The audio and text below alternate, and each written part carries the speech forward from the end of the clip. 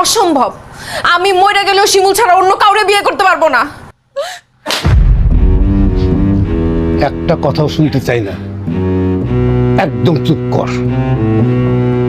আমি যা বলছি তাই, তোর সেলিমকেই বিয়ে করা লাগবে, এটাই ফাইনাল। আব্বা, তুমি শিমুলের সাথে এত বড় প্রতারণা কিভাবে করতেছো? সে আমারে তোমার কাছে আমানত হিসেবে রেখে গেছে। আমানতের খেয়ানত তুমি কেন করতেছো আব্বা? আব্বা, আব্বা, শিমুলের সাথে এত বড় বেইমানি তুমি কইরো না। শিমুল মইরা যাইবো আমি অন্য কারো বিয়ে করলে। আব্বা, ও আব্বা, আল্লাহর দোয়াই লাগে আব্বা, তুমি আমার শিমুলের কাছ থেকে আলাদা কইরো না, এত বড় শাস্তি দিও না আমারে। আব্বা, আমি ওর সাথে এত বড় বেইমানি করতে পারবো না।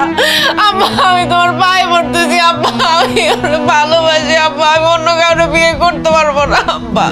এটা দেখছিস কি? এটা বেশ, তুই যদি আমার কথা না শুনিস আর তুই যদি সেলিমকে বিয়ে না করিস,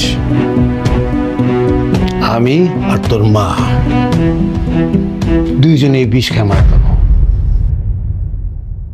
এখন তুই চিন্তা কর, তুই কি করবি? তুই সেলিমকে বিয়ে করবি নাকি তোর বাপ মার মরা মুখ দেখবি?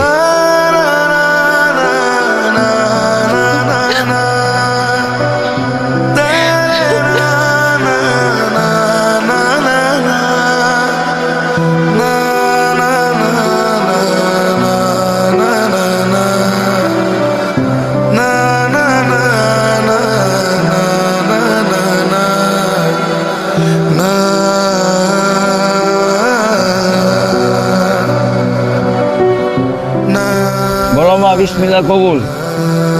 কবুল বল মা, কবুল বল।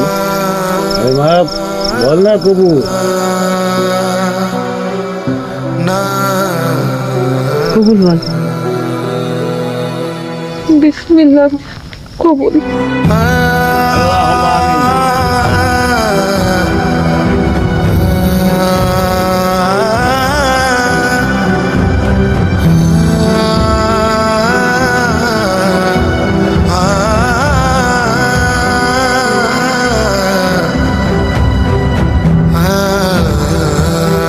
হ্যালো শিমুল, আমি ময়না।